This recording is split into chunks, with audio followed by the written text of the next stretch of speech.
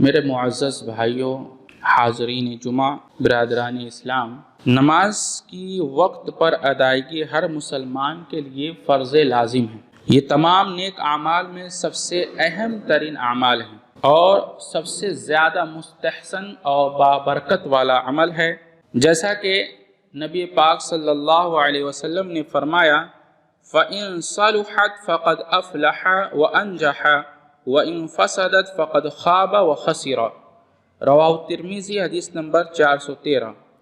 اللہ کے نبی فرماتے ہیں کہ نماز وہ بنیاد ہے کہ جب یہ صحیح ہوگی تو بندے کے تمام اعمال ٹھیک ہوں گے، اور جب یہ صحیح نہیں ہوگی تو بصورت دیگر تمام اعمال میں بھی خرابی پائی جائے گی۔ اس حدیث مبارکہ سے ہمیں معلوم ہوتا ہے کہ نماز نہ صرف خود ایک عظیم الشان عمل ہے، بلکہ یہ تمام اعمال کے درستگی کا مؤثر ہے اور اس کا ذریعہ ہے۔ یہ تجربہ ہر شخص کر کے دیکھ سکتا ہے کہ اگر وہ باقاعدگی سے نماز با جماعت ادا کرے گا تو اس کے تمام اعمال ٹھیک ہوتے چلے جائیں گے اور اس کی عقل اسے صراط مستقیم پر لے آئے گی اور وہ برائیوں سے بچتا چلا جائے گا۔ لیکن جب ایک آدمی نماز کی پابندی نہیں کرتا، نماز کے اوقات کی پابندی نہیں کرتا، نماز کے ارکان کی پابندی نہیں کرتا، نماز کو نماز کی طرح، صلاۃ کو صلاۃ کی طرح نہیں پڑھتا، تو پھر نتیجہ یہ ہوتا ہے کہ وہ دھیرے دھیرے برائیوں کے اور شیطان کے وسوسوں کے اور شیطان کی جال میں پھنستا چلا جاتا ہے۔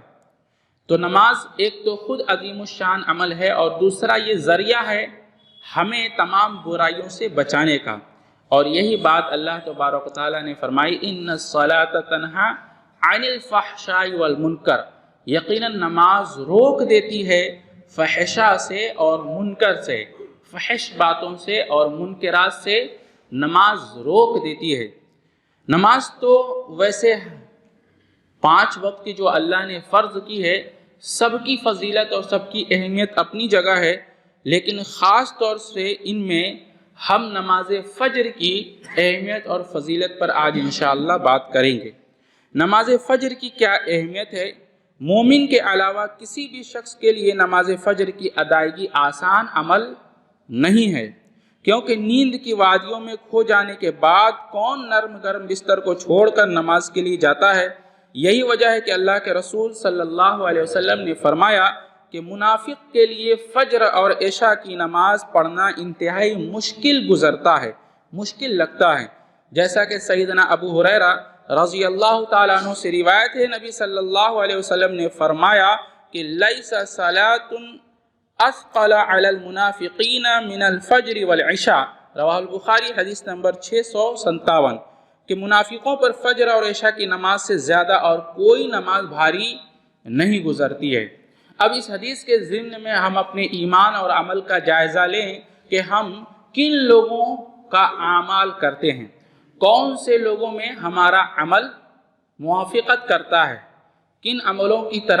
کن لوگوں کے عملوں کی طرح ہمارے اعمال ہیں، تو ہمیں معلوم ہو جائے گا کہ ہمارے ایمان اور اعمال کی کیا حیثیت ہے اسلام کے اندر۔ اللہ کے نبی نے فرمایا، منافق کے علاوہ کسی پر نماز فجر بھاری نہیں گزرتا۔ یہ منافقوں کی علامت ہے کہ نماز فجر اور عشاء ان پر بہت بھاری گزرتے ہیں۔ اگر ہم اپنے نفس کا جائزہ لیں تو یقیناً یہ کہنا مشکل نہیں ہے کہ ہم میں سے اکثر لوگوں کا حال یہ ہے کہ نماز فجر میں اٹھنا ان کے لیے کیا گزرتا ہے؟ بھاری گزرتا ہے۔ اہمیت اس نماز کی اتنی ہے کہ اگر ہمیں معلوم ہو جائے اس کی اہمیت کا، اس کی فضیلت کا، اس کے اندر کتنے ثواب ہیں، اس کا ادراک ہو جائے، ہم سمجھ لیں، تو اگر ہمیں رینگتے ہوئے گھسٹتے ہوئے آنا پڑے مسجد میں تو ہم آئیں گے۔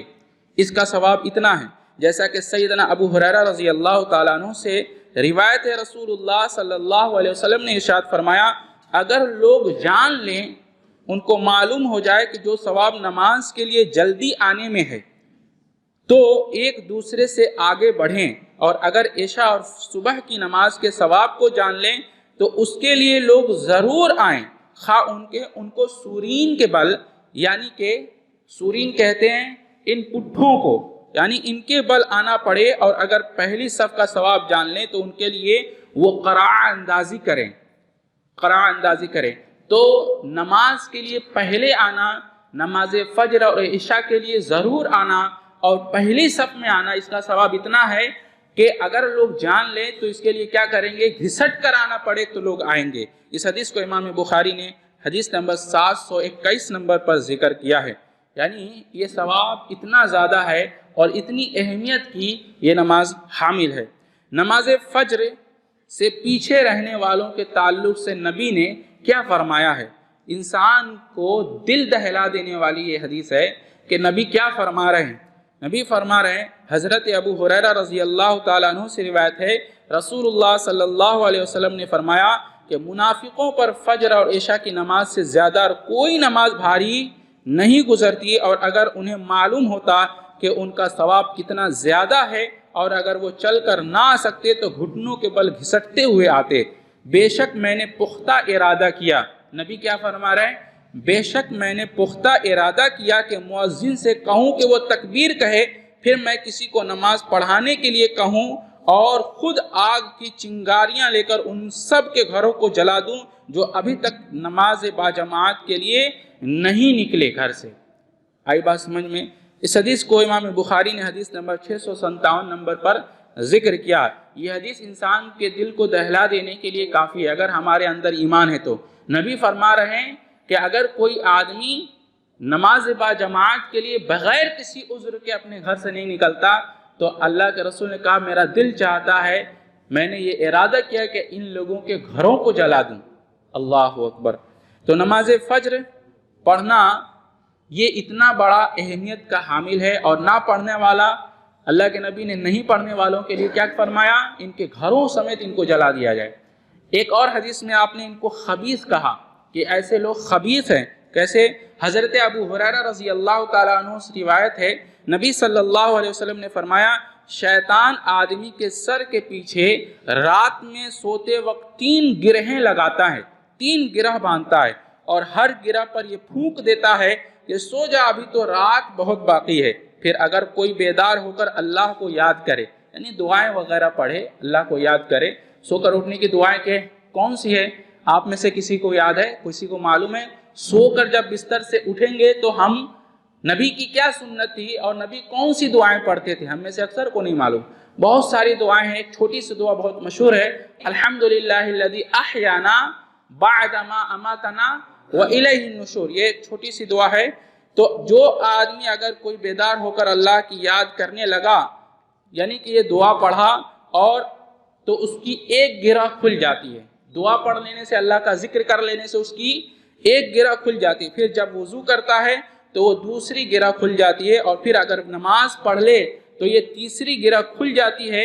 اس طرح صبح کے وقت آدمی چاق و چوبند اور خوش مزاج رہتا ہے، ورنہ سست اور خبیث النفس رہتا ہے۔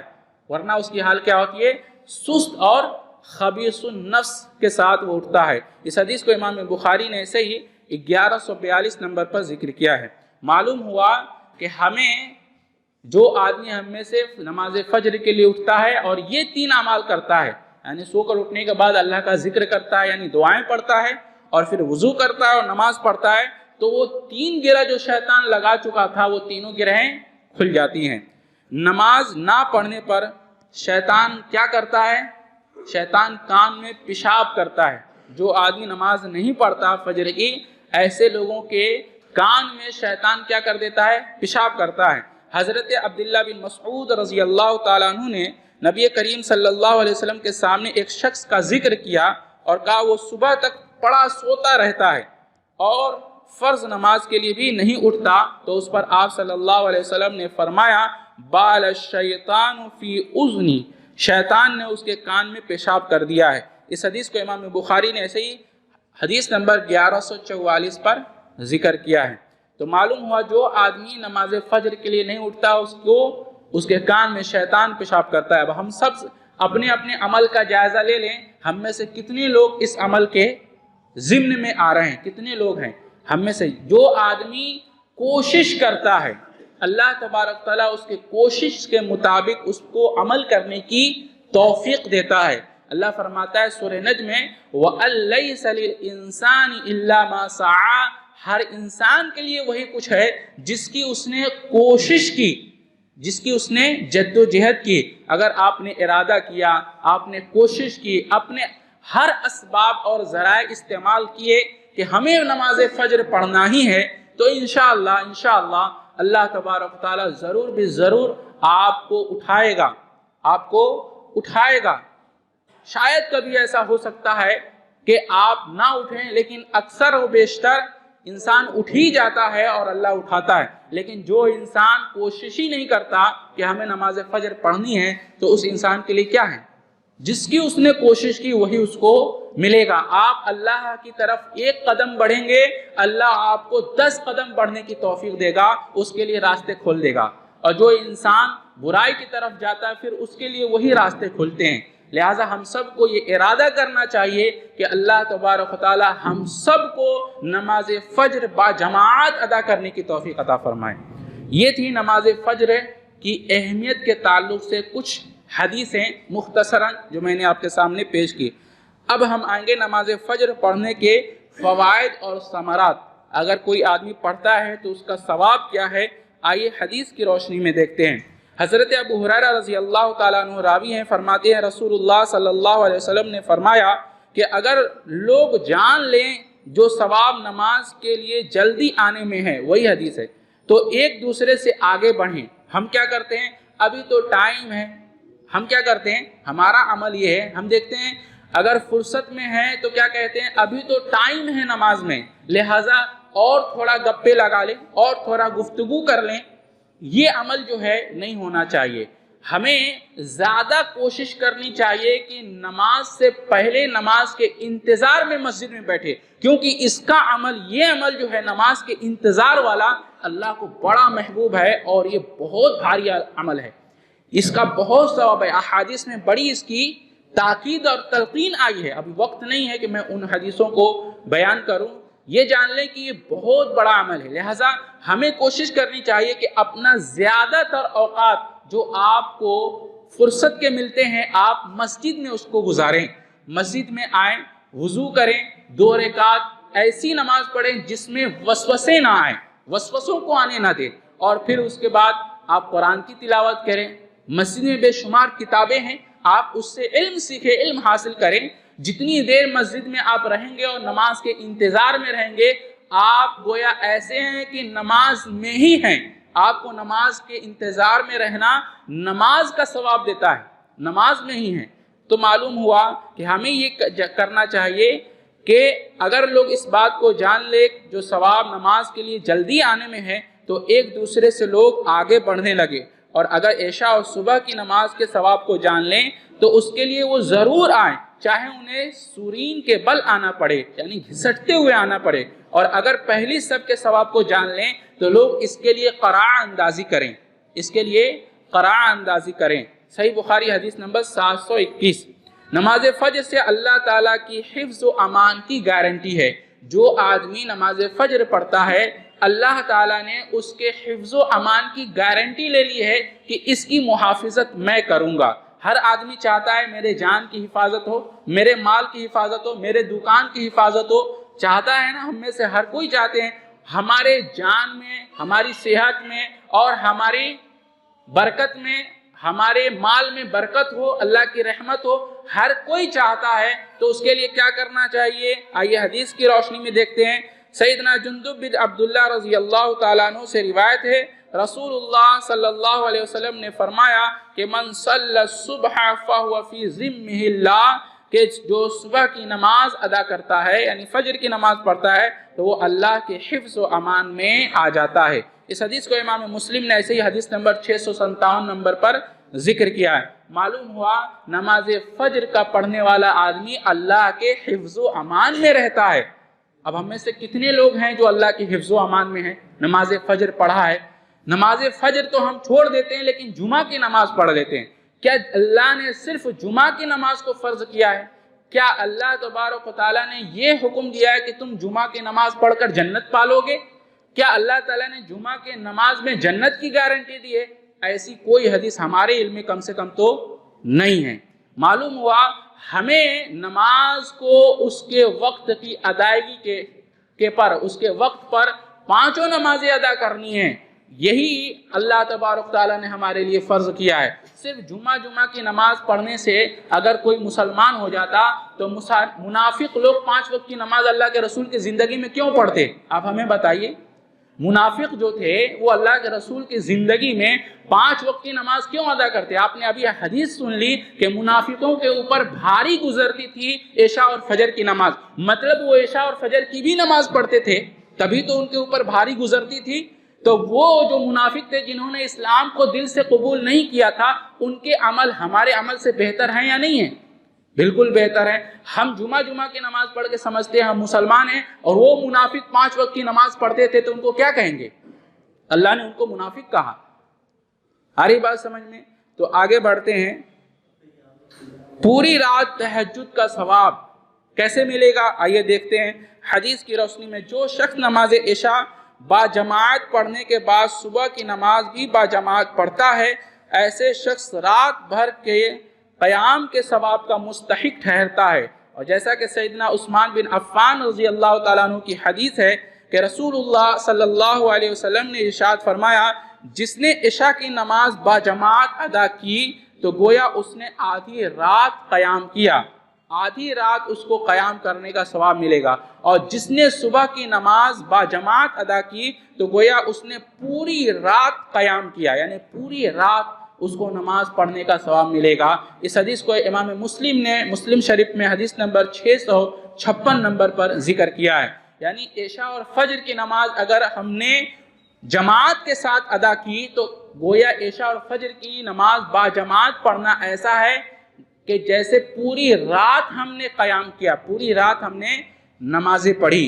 اس طرح سے اللہ تعالیٰ اس کا ثواب عطا فرمائے گا۔ سیدنا انس بن مالک رضی اللہ تعالیٰ عنہ سے روایت ہے، رسول اللہ صلی اللہ علیہ وسلم نے فرمایا کہ جو شخص فجر کی نماز با جماعت ادا کرنے کے بعد طلوع آفتاب تک بیٹھ کر اللہ کا ذکر و اذکار کرتا رہے، یعنی ایک آدمی نے نماز فجر با جماعت ادا کی، جماعت کے ساتھ نماز فجر ادا کی اور اپنی جگہ پر بیٹھا رہا اور ذکر و اذکار کرتا رہا، اللہ کا ذکر و اذکار کرتا رہا، قرآن کی تلاوت کرتا رہا، تو پھر 2 رکعت نماز ادا کرے۔ کب؟ سورج طلوع ہو جائے، سورج نکلنے کے بعد اس نے 2 رکعت نماز ادا کی تو اسے پورا حج اور پورے عمرے کا ثواب حاصل ہوگا۔ اس حدیث کو امام ترمذی رحمہ اللہ علیہ ترمذی میں حدیث نمبر 586 نمبر پر ذکر کیا ہے، اور اس حدیث کو علامہ البانی نے حسن کہا ہے۔ تو معلوم ہوا کہ جو آدمی یہ عمل کرتا ہے اس کو پورا مکمل حج، مقبول حج اور مقبول عمرے کا ثواب اللہ عطا فرماتا ہے۔ کتنے لوگ ہیں ہم میں سے جو یہ عمل کرتے ہیں؟ ہم میں سے کتنے لوگ ہیں؟ اللہ ماشاء اللہ کوئی کرتا ہو، ہم میں سے کوئی ایک آدمی بھی یہ عمل نہیں کرتا ہے۔ اور دعویٰ کیا ہے؟ ہم مسلمان ہیں۔ دعویٰ کیا ہے؟ ہم اللہ کے رسول سے محبت کرنے والے ہیں، اللہ سے محبت کرنے والے ہیں۔ کچھ دنوں کے بعد، ابھی کورونا کا وقت چل رہا ہے، کورونا کے کیسز بڑھ رہے ہیں، ہو سکتا ہے کہ مسجدیں بند ہو جائے، پھر آپ یہاں مسجد میں بھی نہیں دکھیں گے۔ آ رہی بات سمجھ میں؟ تو جو موقع ملتا ہے اس کو غنیمت ہم نہیں جانتے، اور جب موقع ہاتھ سے چلا جاتا ہے تو پھر کیا کرتے ہیں؟ بے چین ہوتے ہیں۔ اللہ تبارک تعالیٰ نے موقع دیا ہے، اس کو غنیمت جانیں، اور غنیمت جانتے ہوئے اللہ کے احکامات پر عمل کرنے والا آدمی ہی کامیاب ہوتا ہے۔ آگے دیکھیے، نماز فجر کی 2 سنتیں کتنی اہمیت کی حامل ہے، آپ کو معلوم ہے؟ آئیے دیکھتے ہیں حدیث کی روشنی میں۔ نبی صلی اللہ علیہ وسلم نے فرمایا کہ رکعت الفجر خیر من الدنیا وما فیہا، کہ فجر کی 2 رکعتیں یعنی سنت دنیا اور جو کچھ اس دنیا میں ہے ان سب سے بہتر ہے، ان سب سے افضل ہے۔ امام مسلم نے اس حدیث کو مسلم شریف حدیث نمبر 725 نمبر پر ذکر کیا۔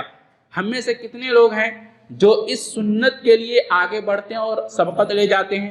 کتنے لوگ ہیں؟ دنیا کی چاہ میں اور دنیا کے ایک دکان اور ایک مکان کے لیے ہم کتنی محنت کرتے ہیں؟ ہم میں سے کتنے لوگ ہیں جو اپنی زندگی کو سکسیس کرنے کے لیے کتنی محنت اور کتنی پڑھائی کرتا ہے؟